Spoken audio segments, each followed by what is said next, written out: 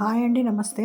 బియ్యం లేకుండా, మినపప్పు లేకుండా, పిండి పులియబెట్టే అవసరం లేకుండా అప్పటికప్పుడు చేసుకునే దోశలండి ఇవి. పైగా ఇందులో చాలా ప్రోటీన్ ఉంటుంది.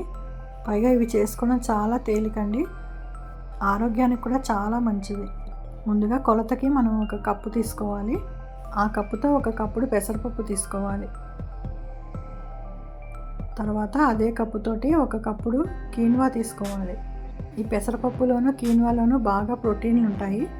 అదే కప్పుతో ఒక పావు కప్పు శనగపప్పు తీసుకోవాలి.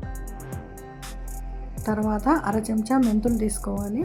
మళ్ళీ అదే కప్పుతోటి ఒక అరకప్పు అటుకులు తీసుకోవాలి. నేను కొద్దిగా లావుగా ఉన్న అటుకులు తీసుకున్నాను. ఇప్పుడు ఇవన్నిటిని ఒక 2 సార్లు బాగా కడుక్కొని మళ్ళీ కొద్దిగా మంచినీరు పోసుకొని ఒక 2 గంటల పాటు నానబెట్టుకోవాలి. ఒకవేళ మీకు టైం ఉంటే 3 గంటలు కూడా నానబెట్టుకోవచ్చు. ఇప్పుడు 2 గంటలు అయిపోయిందండి. పప్పు అన్నీ బాగా నానిపోయాయి. ఇప్పుడు వీటిని మనం మెత్తగా రుబ్బుకోవాలి. నేను ఒక మిక్సీ జార్లో మొత్తం అంతా వేసుకొని ఏ కప్పుతో అయితే మనం అన్నీ కొలుచుకున్నామో ఆ కప్పుతో ఒక కప్పు నీళ్లు పోసుకోవాలి.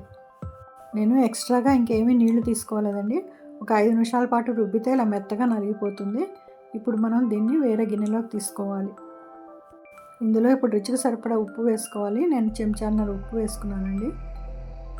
తర్వాత ఒక చెంచా జీలకర్ర వేసుకున్నాను. ఇది ఆప్షనల్, మీకు ఇష్టమైతే వేసుకోవచ్చు, లేకపోతే లేదు.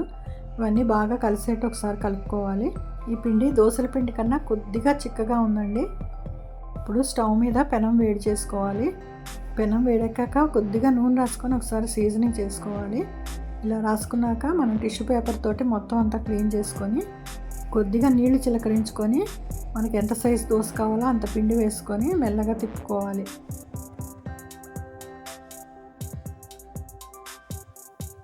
ఈ దోశ వేసుకోవడం కూడా చాలా తేలికండి, ఎక్కడ అంటుకోదు.